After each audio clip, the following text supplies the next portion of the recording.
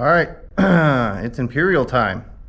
So this is my 1964 Chrysler Imperial.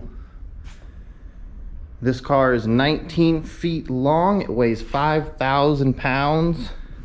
It is a beast. It's got a 413 cubic inch big block Chrysler. It's quite luxurious. It's got a push button transmission. Some of the things I've done since I've owned it is I had the dash recovered because it was cracked real bad. I redid the carpet. Worked on the electric windows, so they all work. But other than that, the car is in great shape, so there's not too much to do. So we're gonna figure out this transmission leak. I'll take you under there with me and we'll see what we can see. All right, so here we are under here. Hopefully you can see we've got pretty good transmission leak, although it's kind of slowed down. It was way worse. So to me, I'm pretty sure you can kind of see the flow of it. It's coming down out of the shifter seal, which is up there above this shifter linkage. But this shifter linkage seal may also be leaking, and I think we have to pull that out anyways in order to get to that shifter shaft seal. So that's what's next. And let me tell you, this is a messy job pulling a transmission pan.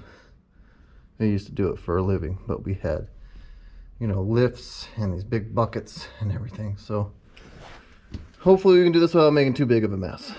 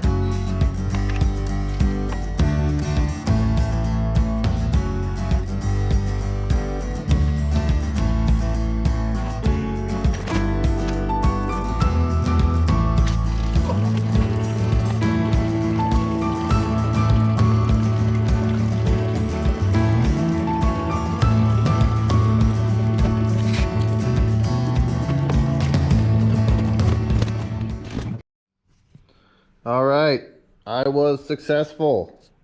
Went to Napa first. They had nothing for me. Then I went to a transmission shop.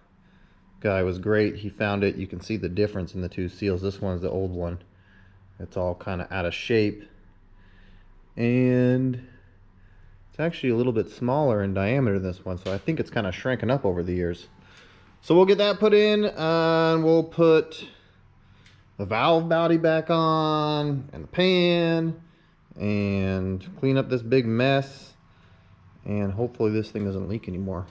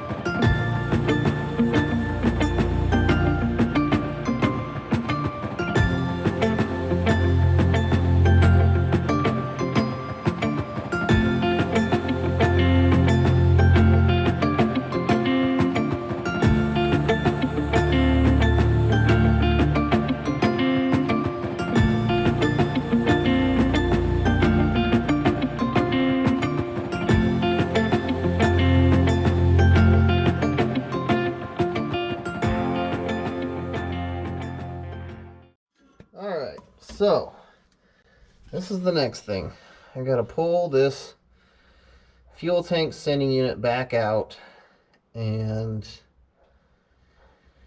adjust it so that when the tank is empty, it actually reads empty instead of quarter of a tank. And I need to look at the O-ring that's in there because it overflows when you fill the tank up. It kind of comes out of the sending unit, looks like.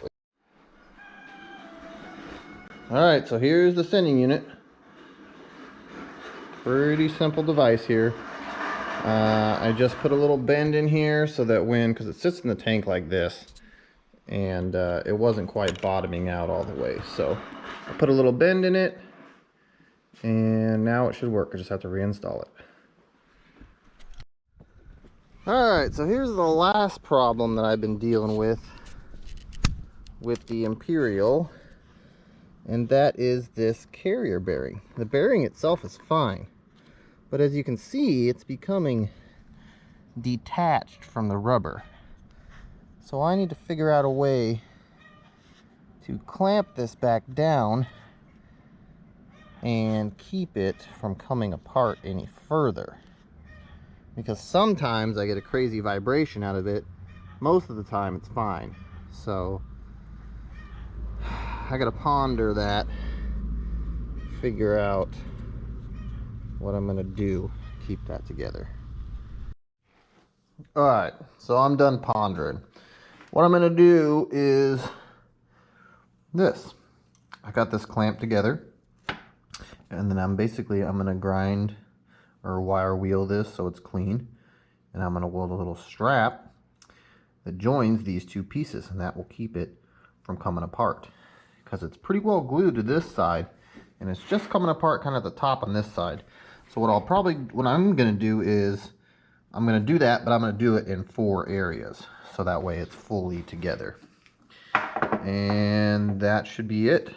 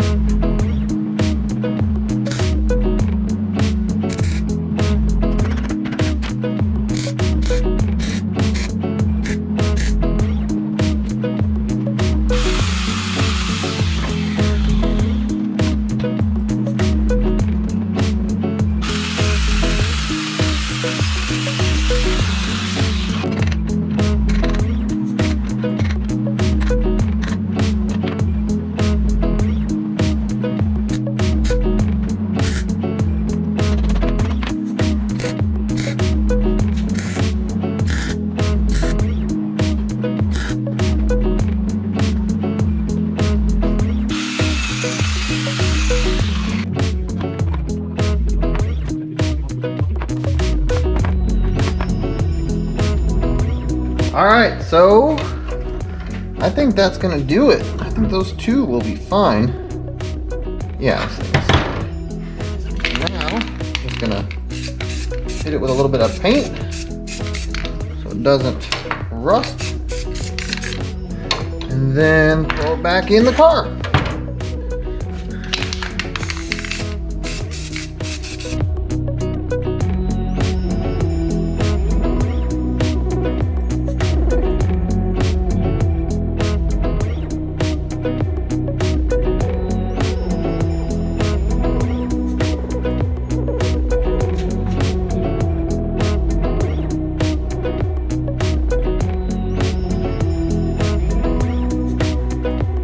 Alright, here it is. Finished her up, got all the fluids topped off, gave it a bath. Man, this is a beautiful car, and I will miss it when I sell it. But I need the money to finish other cars that I got. Car's really nice interior. I redid the carpet, the dash, worked on the window motors, and this thing is ready for a new owner. Figured I'd take you guys for a quick little cruise, just to give you little peek what it's like to drive this thing. So it's got a push button transmission, so you flip this guy up here and you push drive, and there you go. Steering is super over assisted, so it's real easy to turn. Same with the brakes though. Brakes are real touchy because they're got a big old booster on it. And whenever I hop in this thing from driving something else, I'm usually hitting the brakes real hard.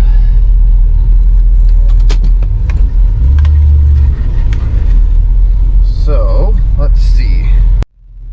Roll down the window. Oh yeah, this thing's got power windows too, and power seats.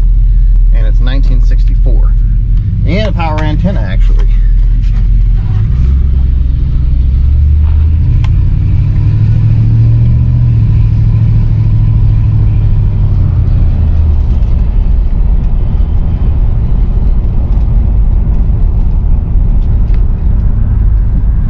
This thing is a dream to drive. It just floats. It'll do 70, no problem, all day long. And it's got some pretty good pickup for a 5,000-pound car.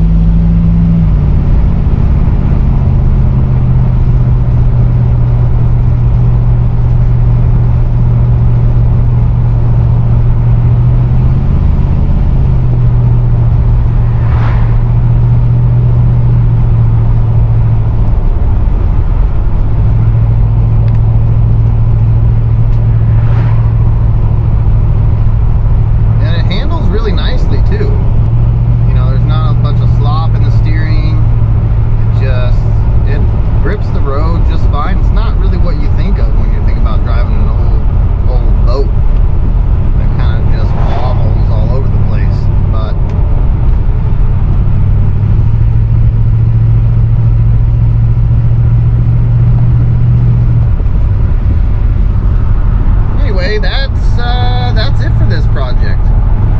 We may not see this one back on the channel, hopefully, because hopefully I can sell it soon and put that money into something else that I got, like my Dart and my Rat Rod. Anyways, thanks for watching.